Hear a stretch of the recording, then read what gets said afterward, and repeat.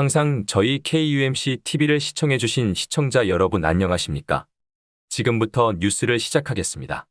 처음 소식은 미국 소식으로 시작하겠습니다. 상원이 지난 7일 기후변화 대응 등을 위한 이른바 인플레이션 감축법을 가결 처리해 천문학적인 4,300억 달러 규모의 예산이 기후변화 대처와 의료보장 확대 등에 투입될 수 있게 됐습니다. 이승주 기자가 전해드립니다. 바이든 행정부가 강력하게 추진했던 인플레 감축 법안이 가장 큰 걸림돌이었던 상원을 통과함에 따라 민주당이 다수당인 하원 통과와 대통령의 서명 절차만을 남겨두게 됐습니다. 상원은 밤샘 마라톤 회의 끝에 이날 본회의에서 인플레이션 감축법을 표결에 상정됐습니다. 공화당 전원이 반대표, 민주당 전원이 찬성표를 던졌으나 당연직 상원의장인 카멀라 해리스 부통령이 캐스팅 보트를 행사해 찬성 51표, 반대 50표로 극적으로 가결 처리됐습니다. 이 법안이 상원을 통과하는 데 대해 양당의 정반대 해석을 하고 있어 그 결과가 주목되고 있습니다. 척 슈머 민주당 상원 원내대표는 인플레이션의 즉각적인 해결책이 될 것이라고 주장한 반면 공화당은 해당 법안은 위태로운 수준에 접어든 미국의 인플레이션을 악화시키고 경제에 피해를 줄 거액의 세금 인상 정책이라면서 증세를 물가 안정으로 포장한 민주당에 대해 가증하다고 공격하고 있습니다. 미치 매코넬 공화당 켄터키주 상원의원은 미국 국민의 분노를 또 다른 세금과 지출에 대한 명령으로 오독했다면서 세금을 올리면서 인플레이션을 감축한다는 발상이 터무니없다고 비판했습니다. 또한 대표적인 좌파 정치인인 버니 샌더스 무소속 상원의원 역시 이 법안은 지구가 직면한 실존적 위협을 다루기 시작했다는 것 외에는 완전히 부적절하다면서 실망스럽다고 전했습니다. 특히 이 새 법안 통과에 따른 소비자들에게 직접적인 영향을 받을 수 있는 것은 전기차 구입에 따른 혜택이라고 볼 수 있습니다. 그러나 이 세제 혜택을 받기 위해서는 정부가 원하는 조건이 상당히 까다롭습니다. 이 법안은 전기차와 플러그인 하이브리드 차량 보급을 촉진하기 위한 조치들이 포함돼 있어 법안 통과 시 전기차와 하이브리드 차량 구입자들에 대한 추가 세금 공제가 가능해진다고 볼 수 있습니다. 법안의 주요 내용은 전기차 구매자에 대한 7,500달러의 연방 세액 공제와 플러그인 모델에 대한 인센티브 확대, 중고 전기차에 대한 4,000달러 세액 공제 등을 포함하고 있습니다. 연방 세액 공제를 받을 수 있는 차량의 가격대는 전기 승용차는 55,000달러 또는 전기 SUV와 픽업, 밴 등은 8만 달러 이하여야 합니다. 또한 연소득이 15만 달러나 부부 합산 30만 달러를 넘는 가구에 대해서는 전기차 세액 공제 혜택을 받지 못합니다. 또 차 구입에 대해서도 연간 소득 1인당 7만 5천 달러이며 부부 합산 15만 달러 미만의 소득 기준이 적용됩니다. 여기에서 가장 어려운 문제는 세액 공제 대상 전기차는 부품의 절반이 미국 내에서 제조하거나 조립한 배터리를 장착해야 한다는 것입니다. 따라서 전기차 제조업체는 제조 부품의 제조국에 선별에 나섰으며 각 종류별 전기 차량의 품목 제조국을 선별하여 연방 정부에 제출해야 하기 때문에 상당 기간 시간이 소요될 것으로 전문가들은 예상하고 있습니다. 이러한 세제법에 따라 한국을 비롯한 글로벌 업체들도 비상이 걸렸습니다. 세액 공제 대상이 북미에서 생산된 차량에만 적용된다는 조항이 포함되면서 현대차, 기아 등 국내 완성차 업계엔 악재로 작용할 가능성이 크다고 전문가들은 예상하고 있습니다.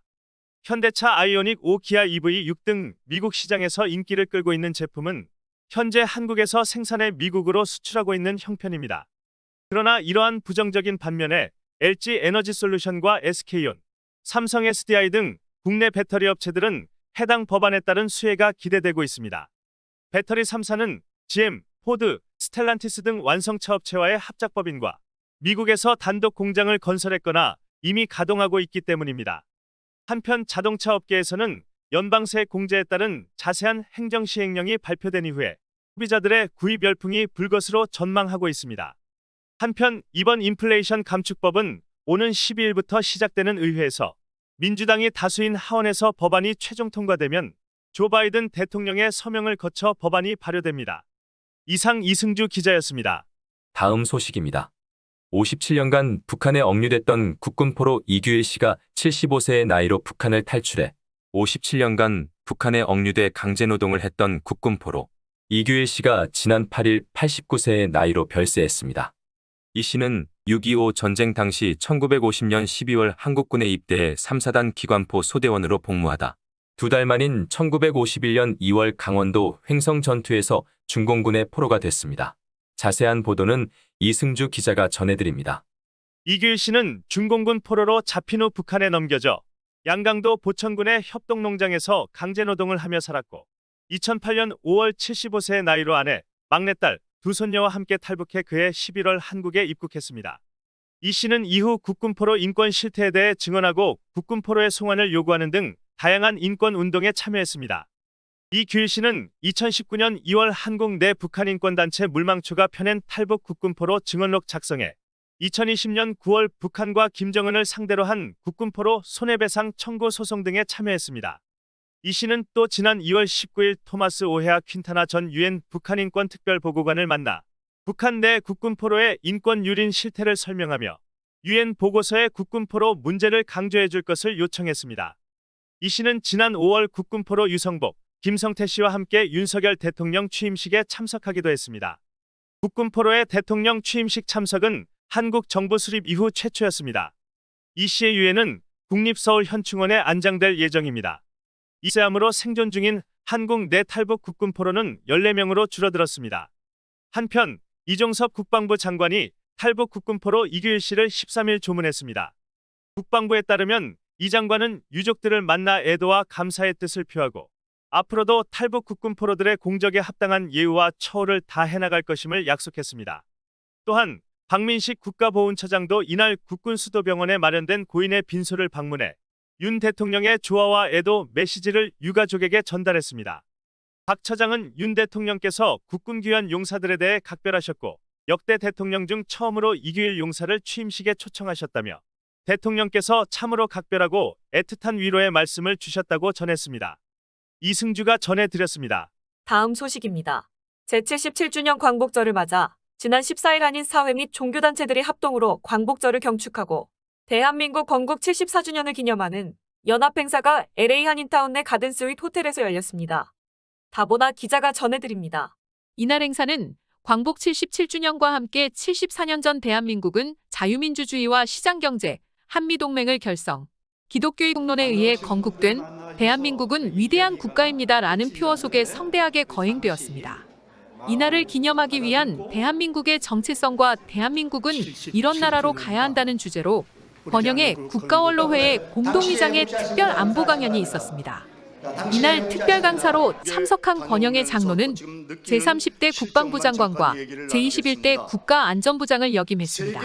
이날 300여 명이 참석한 행사에는 한미기동연합회, 미주한인재단 LA, 대한인국민회, 재향군인회, 미주3 일여성동지회, 미주한이사총연합회, 미주애국동지회, 대한민국력사지키기운동본부 등 20여 개 단체가 공동 주최 및 주관했습니다. 다음은 이날 행사를 요약해서 보내드리고 아울러 권영의 국가원로회의 공동의장의 특별 강연을 약 20분간 보내드리겠습니다.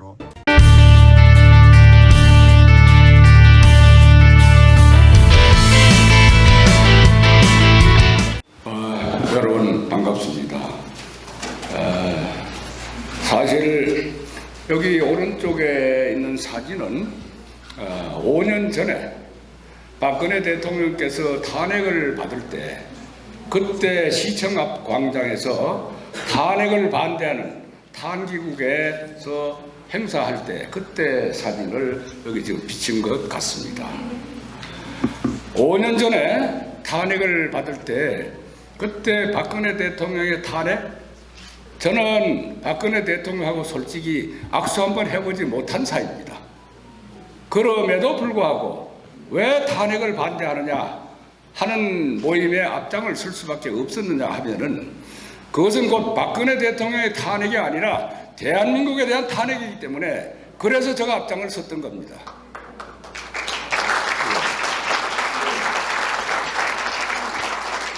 그와 같은 체제를 뒤집겠다고 하는 그 세력들의 활동은 5년 동안 지속이 됐고 아직도 그들의 활동은 지속되고 있습니다. 이와 같은 것들은 우리가 이제 앞으로 오늘 모두 예배로부터 시작이 됐기 때문에 제가 기독교 장로로서 이 모든 것들이 영적 전쟁이다. 영적 전쟁에서 우리는 어떻게 싸워서 이겨야 될 것인가 하는 것은 우리의 힘으로는 사탄과 대결해서 싸울 수가 없습니다. 성령의 도우심으로 우리는 싸워서 그건 반드시 이기게 되어 있습니다. 오늘 미리 기도를 해주신 최 장로님 또 설교를 해주신 송 목사님 대단히 감사합니다. 두 분의 기도와 설교 말씀을 통해서 제가 여러분들과 하고 싶은 얘기의 절반을 이미 다 하셨습니다. 그것을 명심하시고 지금부터는 그 뒤에 이어서 이 대한민국의 건국부터를 말씀을 드리겠습니다. 내일이면은 2022년 8월 15일입니다. 이 8월 15일이 갖는 의미를 우리는 다 아는 것 같아도 그렇지를 못한 세대들이 많이 있습니다. 워싱턴에서 제가 있을 때 뭐 그쪽에서도 우리 국가원로회에 동부 지역 발기인들이 모여서 준비 회의를 하는 과정에서 기자들이 왔었어요. 그 기자들 중에서 만나 24라고 하는 그 기자가 인터뷰를 하러 왔습니다. 나이는 한 50대 초반 정도 되는 것 같아요. 그래서 제가 8월 15일이 어떤 날입니까? 하고 물으니까 서슴지 않고 광복절 그러더라고요. 그래서 그 8월 15일 또 다른 의미는 없느냐? 그러니까 예? 해방이요? 뭐요? 그 다음에 말을 이어가지를 못합니다. 그날이 1945년 8월 15일은 해방된 날이고 곧 노예에서 해방된 날이고 그 똑같은 날 48년 8월 15일은 대한민국의 건국을 선포하는 날이라는 것을 못 들었냐? 저희 못 들었습니다. 자, 이제 이렇게 되니까 제가 야 큰일 났구나 그랬더니 바로 이 기자 양반이 죄송합니다 그러더라고요. 그래서 당신이 죄송해야 할 거 하나도 없다. 그렇게 가르치지 못한 우리의 잘못이다. 그러니까 당신이 결코 죄송하다고 하지 마라. 그럼 지금부터 내가 설명을 하겠다. 그러고 이제 얘기를 이어갔습니다. 아시다시피 1948년 8월 15일 이전에 45년부터 48년까지 3년 동안에는 경찰도 제대로 자리 잡지 못했고 군대도 당연히 편성이 완전히 안 된 상태에서 좌우익들이 나누어져 가지고서 엄청나게 서로 죽이고 했습니다. 애국청년단, 서북청년단 등등 여러분들도 아마 다 많이 들어서 아실 겁니다. 그분들이 얼마나 돌아가셨느냐 하면은요, 제가 지금 사단법인 통일건국회 회장을 맡고 있는데 저도 맡은 다음에 그 구체적인 내용을 알았습니다. 남산에 여기 기억하시면은 케이블카를 타고 내리는 거기에서 리라 국민학교 쪽으로 조금 내려가다 보면은 왼쪽에 남산 봉우리 쪽으로 큰 비석이 하나 서 있는데 거기는 어떻게 되어 있냐면은 짧은 일생을 영원한 조국에게 바친 청년 애국동지의 추모비가 있습니다. 그 비석 밑에는 17,274위의 위패가 안치되어 있습니다. 17,274위나 됩니다. 그때는 그저 서로가 죽이고 했습니다. 이렇게 해서 대한민국은 건국이 됐고 그렇게 해서 48년 이후에 불과 2년 이후에 이제 6.25 전쟁이 발발됐던 것입니다. 자, 그러면은 여기서 왜 6.25가 발발됐는지 또 6.25 때 어떻게 우리가 많은 유엔 참전국들이 왔느냐 하는 여기서부터 우리가 아까 목사님 말씀이 대한민국의 건국은 하나님의 도우심이고 하나님의 기적이라고 말씀하셨습니다.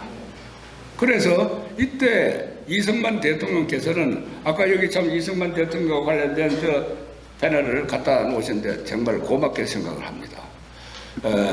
이승만 대통령께서는 그때 당시에 아까 재헌국회의 기도로부터 시작했다는 것뿐만 아니고 1948년 7월 24일 취임식 할 때 취임 선서를 성경 위에 손을 얹고 선서를 하셨습니다.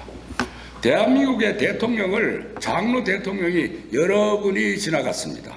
그럼에도 불구하고 성경에 손을 얹고 기도하신 분은 오직 이승만 대통령 한 분밖에 안 계셨습니다. 그것은 곧 뭘 의미하느냐? 그분께서는 결국은 이 대한민국을 우리 하나님께 바칩니다 하는 그런 내용입니다. 그 내용을 제가 여기서 선서에 전문은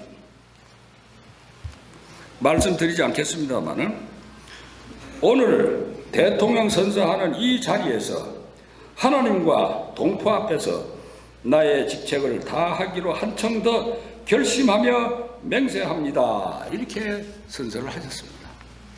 자, 그렇다면 결국은 우리는 대한민국이 하나님께 세우셨고 하나님께서 세우신 이 대한민국을 대표하는 대통령이 하나님께 바치신 겁니다. 이때 하나님께서 우리를 대한민국을 그때부터 너는 내 것이다 하고 인을 치셨습니다. 이 대한민국은 하나님께서 인을 치신 대한민국입니다. 그러니까 2년 후에 있었던 6.25 때의 남침을 그때부터 하나님이 이제 역사하실 수밖에 없었던 것입니다. 6월 25일 새벽에 남침했을 때 그때 미국은 아직도 6월 25일이 되지 않았을 때입니다. 트루먼 대통령께서 주말에 자기 산장에 가 있을 때 그 보고를 애치슨 국무장관으로부터 받고 10초도 안 걸려서 그분이 뭐라고 그러냐면 그 딸의 그 자서전에 보면은 10초도 걸리지 않아서 그 개자식들이 드디어 시작했구나. 내가 반드시 이들은 무찌를 것이다. 이렇게 얘기를 했습니다. 그런데 바로 이어서 그날 밤에 빌리 그레함 목사님께서 트루먼 대통령에게 전보를 칩니다. 그때 당시엔 전화도 잘 안 되고 하니까 전보를 쳤는데 뭐라고 전보를 치셨나 하면은 대통령 각하, 지금 동북아에 있는 한반도의 조그만 나라에는 기독교인이 2%나 있습니다. 2%나 있는 그 기독교인이 북한의 사탄의 공격에 의해서 참살되는 것을 볼 수가 없지 않겠습니까? 도와주십시오 하는 그와 같은 전보를 치셨습니다. 이것이 우연한 것은 결코 아닌 것입니다. 그 이후에도 이제 그 우리 대한민국의 북한으로부터 남침을 받았을 때 유엔에서 한국전에 유엔군으로 참전할 것이냐 말 것이냐 하는 것을 결정을 해야 되는 안보이사회에서 할 때 여러분들 뭐 잘 아시다시피 그때 당시에 소련 대표 말리크가 캐드락을 타고 오다가 그 캐드락이 원인 모르게 고장이 나서 참석하지 못했다 하는 것을 알 수 있습니다. 결정 다 되고 난 다음에 그 말리크가 도착했을 때는 이미 다 결정이 된 다음이었습니다. 자, 이것도 우연한 것인가? 그건 결코 아니라고 생각합니다. 또 그 외에도 또 있습니다. 1997년에 안보이사회에서 투표를 하는데 그 투표함이 있습니다. 그 투표함을 하도 오래 썼기 때문에 그 투표함을 이제는 교체를 해야 되겠다 해가지고 그 투표함을 해체를 한번 해봤습니다. 해봤더니 그 투표함 안에 다음과 같은 글이 적혀져 있었습니다.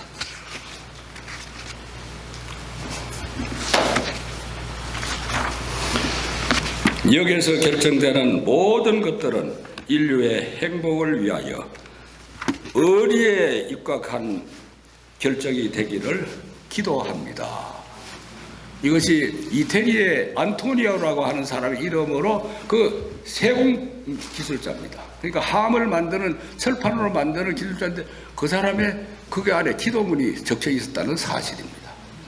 결국 이 모든 것들을 놓고 봤을 때 하나님께서 처음부터 끝까지 간섭을 하신 것입니다. 그 이후에 미군을 포함한 유엔군들이 아까 우리 이백만 장로님께서 미군들이 연 30만 그런데 연 교체를 다 합하면 한 170만 정도 됩니다. 그리고 그중에서 전사한 사람이 한 4만 정도 이렇게 되고 유엔군 전체를 다 합하면은 말할 것도 없죠. 그리고 수많은 사람들이 이제 참전을 해서 대한민국의 우리 6.25 전쟁 때 그래도 정전, 휴전 뭐 말은 두 가지로 표현이 됩니다만은 7월 24일, 27일 1953년 7월 27일을 이제 휴전 협정이 조인된 날입니다. 여기서 지난 2013년에 오바마 대통령께서 미국 전역에 정전 60주년이 되는 2013년 7월 27일 날 전 미국 전국에 한국전의 기념날을 국가 공휴일로 선포를 한 적이 있습니다. 그때 오바마 대통령께서 워싱턴에서 그 행사를 주관하면서 뭐라고 말씀을 하셨느냐 하면은 대한민국에 있었던 한국전쟁을 흔히들 이긴 자도 없고 진 자도 없는 비긴 전쟁이다, 이렇게 말을 하는 사람들이 많이 있다. 그러나 자기는 분명히 이것은 이긴 전쟁이다. 왜 그렇게 이긴 전쟁이라고 말을 하냐 하면은 오늘날의 북쪽 대한민국의 상황과 남쪽에 있는 대한민국 상황을 비교를 한번 해봐라. 분명히 드러나 있지 않느냐. 그렇기 때문에 이것은 분명히 이긴 전쟁이다. 그래서 그때부터 저는 남들은 어떻게 하는지 몰라도 한국전을 흔히들 보면 잊혀진 전쟁이라고 말을 하는데, 한국전쟁은 승리를 했지만 그 승리를 잊어버린 전쟁이다. 저는 이렇게 표현하고 싶습니다. 아무튼 우리가 한국전에 이렇게 수많은 유엔 참전국들이 이제 참전을 했는데, 어떻게 그러면은 그 많은 유엔 참전국들이 참전을 했느냐? 사실 미국의 워싱턴에 있는 한국전 기념비에 가보면은 어디에 있는지도 모르는 나라, 한 번도 만나보지 못했던 사람들을 위해서 내 자녀들이 가서 나라의 부름을 받고 가서 싸워서 죽었노라, 이렇게 되어 있습니다. 자, 이것을 우리가 어떻게 해석해야 될 것인가? 어떻게 해서 지금 우크라이나 사태 때 보면은요, 무기는 구해주겠다고 하는 나라가 많이 있지만 병력을 직접 보내겠다고 하는 나라는 거의 없습니다. 제가 국방부 장관 할 때 중동에서 사막의 폭풍 전쟁이 일어났었습니다. 그때 미군들이 간곡하게 상징적으로나마 대한민국에서 전투병력을 좀 보내줬으면 좋겠다 하는 요청이 있었습니다. 이것을 국회에 가서 파병을 하려고 애를 써봤더니 절대 안 된다는 것입니다. 왜 우리 자녀들이 거기 가서 죽어야 하느냐? 한 사람도 전투병으로 못 보낸다. 그래서 그때 할 수 없이 의료 부대만 보냈고 공병 부대를 어쩔 수 없이 제가 보낸 적이 있습니다. 이렇게 국제관계에서 내가 생명을 바친다, 내 아들과 내 남편이 거기에 가서 죽는다고 하는 것은, 이것은 당연히 심각한 문제입니다. 그렇게 감히 호락호락하게 환영할 수 있는 일이 아닙니다. 그럼에도 불구하고 어떻게 한국전에 대해서는 그렇게 될 수 있었을까? 우리는 여기에서 신앙을 가진 우리들로서 저는 이곳에서 찾아볼 수 있습니다. 요한복음 15장 13절, 거기에 보면은요, 이렇게 기록되어 있습니다. 사람이 친구를 위하여 목숨을 버리면 더 이상의 사랑이 없느니라. 너희들이 내 계명을 지키고 그러면은 나는 너를 친구로 삼겠다. 하나님의 사랑입니다. 결국은 이 많은 참전국들의 대부분을 보면 기독교 국가였습니다. 그렇기 때문에 그들의 바탕에는 이 자유를 위해서 내가 알든 모르든 만났든 그러지 않았든 간에 하나님의 이름으로 참전한 것이 대한민국의 6.25 때의 참전 용사들의 마음이었습니다. 그 나라의 결정이었습니다. 이와 같이 대한민국에 이제 우리가 그렇기 때문에 참전국들에 대한 공로, 또 특히 미국에 대한 은혜, 이런 것들을 우리가 결코 잊어서는 되지 않는다. 그런데 흔히 이제 미국에 대한 얘기를 이렇게 하면은요, 좌익 종북 세력들은 뭐라고 그러냐면은 미국이 자기네들 나라의 국익을 위해서 한국에 왔지 뭐 우리 때문에 왔겠느냐, 이제 이런 얘기를 하고, 미국이 그냥 한국에 와서 우리가 원하지도 않았는데 6.25 때 참전해서 자기네들이 마음대로 소위 점령을 해서 식민지 국가처럼 우리나라를 취급하고 있다, 이런 얘기를 합니다. 자, 여기서 이제 그럼 미국이 왜 들어왔느냐? 중국이 한국전에 참전할 때 뭐라고 그러냐면 모택동이가 항미 원조 전쟁이라고 그랬습니다. 항미, 미국에 대항하는 원조 전쟁이다. 미국이 한반도에 들어왔기 때문에 미국을 대응하기 위해서 우리는 조선을 돕는다. 이렇게 되어 있습니다. 그런데 1948년 8월 15일 건국이 되고 난 다음에 김일성이가 박은영이하고 함께 계속해서 스탈린에게 무력 침공을 하겠다고 허락을 해달라고 그랬을 때 스탈린이 뭐라고 그러냐면은 미군이 있는 한은 절대 안 된다 하고서 반대했었습니다. 그러니까 그러면 미군은 우리가 물러가게 하겠다. 그래서 1949년 그러니까 48년 건국되고 난 그 다음에부터 줄기차게 지금 광화문 내거리에서 촛불을 했었던 것처럼 주한미군 물러가라고 하는 데모가 끊임없이 일어났었습니다. 이것을 보니까 그때 미국의 에디슨 국무장관이 아니 도대체 해방시켜줘. 수많은 원전 물자를 갖다 줘. 저희 또 어릴 때 미군 분유 안 먹은 적 없고요. 도로버스 먹지 않은 적이 없고 미군 모포 덮지 않았던 적이 없었습니다. 참 헐벗었던 시대였었습니다. 그럼에도 불구하고 그러한 미군을 물러가라고 그러니까 미군이 이제 한국이라고 하는 것은 조선이라고 하는 것은 지킬 만한 가치도 없고 지킬 이유도 없다. 그래서 선포한 것이 에치선 라인입니다.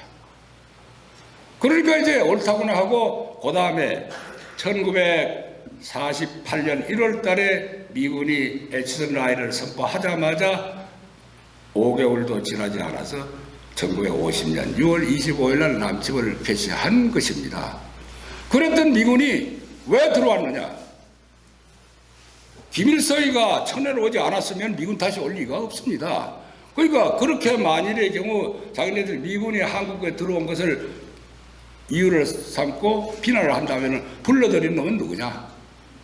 그걸 따져야 되는 겁니다. 요사이 흔히들 말하면은 정전협정을 평화협정으로 대체하자, 종전협정으로 대체하자 하는 이런 논리를 많이 전개를 하고 있습니다. 그럼 여기에 대해서 우리는 상당히 수세적입니다.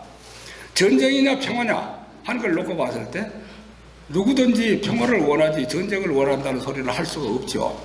그러니까 그들의 논리에 언뜻 보면은 말려 들어가서 그거 참 한참 좀 생각을 해봐야 할 문제다. 이렇게 주저하고 있는 것이 걔네들이 종북 세력들이 그런 논리를 가지고 공격해 올 때 우리가 멈칫하는 이유가 되는 것입니다.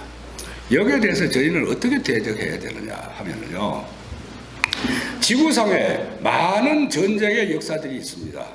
1차 대전도 있고 2차 대전도 있고 특히 2차 대전 때 종전이 일본하고 미국이 어떻게 종전이 약속될 수 있었느냐 하면은 일본 천황이 미조리함에서 메가드 장군 앞에서 한국 문서에 조인하고 무조건 한국이라고 했기 때문에 된 것입니다. 그것이 이제 그러고 이어간 것이 뭐냐면 전범 재판입니다. 전범이 누구냐 해서 전범을 가려내가지고 1급, 2급 해가지고서 사형도 시키고 다 했습니다.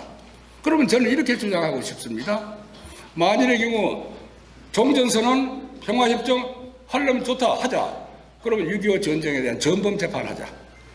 김일성이는 죽었으니까 끌어내올 수 없고 김정일이도 죽었으니까 김정은이 너 유엔에 가서 전범 재판 받아라. 이렇게 우리는 공세적으로 취하면 되는 건데 이것을 지금 이 논리를 개발해 가지를 못하고 있는 겁니다. 그러니까 항상 좌익 세력들이 먼저 논리를 선점하는데 우리는 준비를 하지 않다 보니까 그게 끌려가고 있는 것입니다. 그래서 이런 것들에 대해서 우리는 이제 과감하게 종북 세력들이라든가 친북 세력들의 논리에 대해서 우리 모두는 여기 다 지혜 있는 분들이 많으니까 여기서부터 우리는 여기서 만약에 종북 친북을 하는 주장자들 뭐 지난 8월 6일 날 이쪽 어디에선가 요번 크로스인가 뭐 하는 곳에서 이상한 집회를 한 걸로 제가 알고 있습니다. 그러면 그렇게 북한이 좋으면 왜 미국까지 와서 사느냐? 북한으로 가라고 해야 됩니다. 당당하게. 이렇게 공세적으로 나가야지 그들이 하는 말에 목소리가 높다고 해가지고 우리가 위축되면 결코 안 되겠다. 이렇게 생각을 합니다.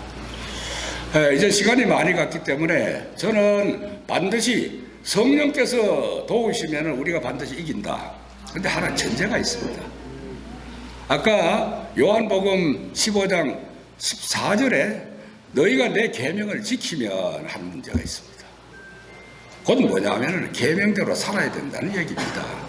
과연 우리가 주님의 가르친 계명대로 살고 있느냐 하는 데 대한 심각한 회개가 있어야 됩니다.